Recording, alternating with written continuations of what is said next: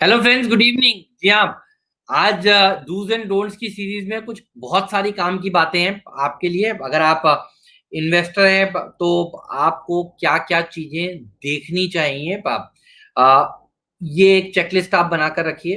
देखिए और इस चेकलिस्ट में हर चीज को आप देखें कंपनी में निवेश करने से पहले। देखिए, सबसे इम्पोर्टेंट है, आप भी जानते हैं, किसी भी कंपनी में रेवेन्यू कैसा है, यानी सेल्स कैसी है, बिक्री कैसी है, आय कैसी आ रही है, इनकम कैसी है। देखिए, ये सारी ये चीजें बहुत जरूरी हैं जानने के लिए। तो अगर ये बढ़ रहा है तो ठीक है, अगर ये स्टेबल है टफ एनवायरनमेंट में तो भी ठीक है, घट रहा है छोड़ दीजिए, अच्छा नहीं है साइन। तो रेवेन्यू धीरे धीरे अगर घट रहा है किसी भी कंपनी का तो ये अच्छा संकेत नहीं है, तो ध्यान रखिएगा।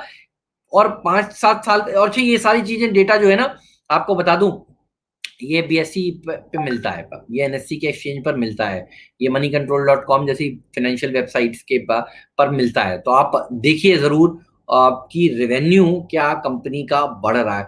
सबसे जरूरी है देखिए ये देखना, इसलिए मैंने सबसे पहले आपको बताया। देखिए, अगर रेवेन्यू ही नहीं होगा कंपनी का, सेल्स ही नहीं होगी, तो फिर वो प्रॉफिट कैसे बनाएगी भाई? पहले बिक्री होगी ना, जब बिक्री होगी तभी तो देखिए कंपनी मुनाफा करेगी ना। तो अगर आप इन्वेस्टर हैं तो सबसे पहले तो रेवेन्यू को देखिए, जरूर देखिए। और ये भी देखिए क्या ये कंसिस्टेंट है। सबसे ज्यादा जरूरी है देखना आपकी, क्या ये पिछले कई साल से कंपनी कारोबार कर रही है, ये रेवेन्यू आता है रहता है ना, ऐसा तो नहीं है ना किसी एक क्वार्टर में आया फिर एक क्वार्टर में नहीं आया। तो देखिए वो कंसिस्टेंट है ना, ऐसा आपको क्वार्टर ऑन क्वार्टर देखने को मिल रहा है ना। हर क्वार्टर में रेवेन्यू करती है ना कंपनी। ऐसा तो नहीं है कि एक बार कभी रेवेन्यू हो गया अब एक क्वार्टर में, उसके बाद 2 क्वार्टर तक कमाई नहीं हुई। तो ये जरूर देखिए। उसके बाद देखिए मार्जिन कैसे हैं कंपनी के।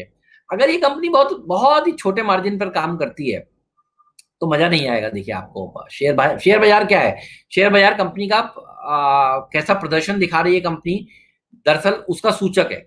ठीक है, अगर कंपनी में मार्जिन ही नहीं है, अगर वो आधे टके के मार्जिन पर काम करती है, कभी कुछ खराब हो गया माहौल तो वो भी चला गया है ना मार्जिन। अगर वो 1 टके के मार्जिन पर ही काम करती है कंपनी और कभी कोई टफ समय आएगा तो वो 1 टका भी नहीं कमा पाएगी। तो कोशिश करिए ढूंढने की ज्यादा मार्जिन वाली कंपनियां। और ये भी देखिए क्या इनका मार्जिन घट तो नहीं रहा। आप 5 साल में देखेंगे घटता ही चला जा रहा, घटता ही चला जा रहा, तो आपको समझ में आएगा कि भाई ये तो आगे चलकर मार्जिन कमानी नहीं कर पाएंगी। क्या ये मार्जिन बढ़ा रही है? ये अच्छा साइन है, आप ध्यान रखिएगा। अगर कोई भी कंपनी अपने मार्जिन को मेंटेन कर रही है, बढ़िया साइन है। अगर एनवायरनमेंट मुश्किल में मेंटेन कर रही है तो अच्छा ही साइन माना जाएगा। अगर बढ़ा रही है तो और भी अच्छा साइन है।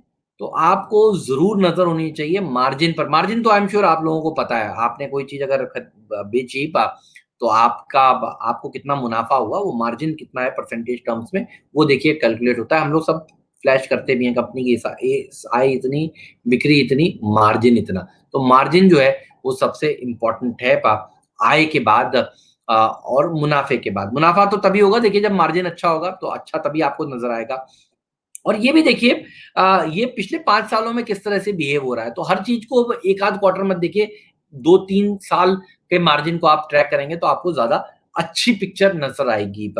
देखिए कंपनी के पास एसेट्स कैसी हैं, क्या वो कंपनी भाड़े के ऑफिस से काम कर रही है या वो कंपनी का अपना ऑफिस है। ये बहुत जरूरी है, छोटी सी बात, लेकिन पता चलता है कि प्रमोटर कितना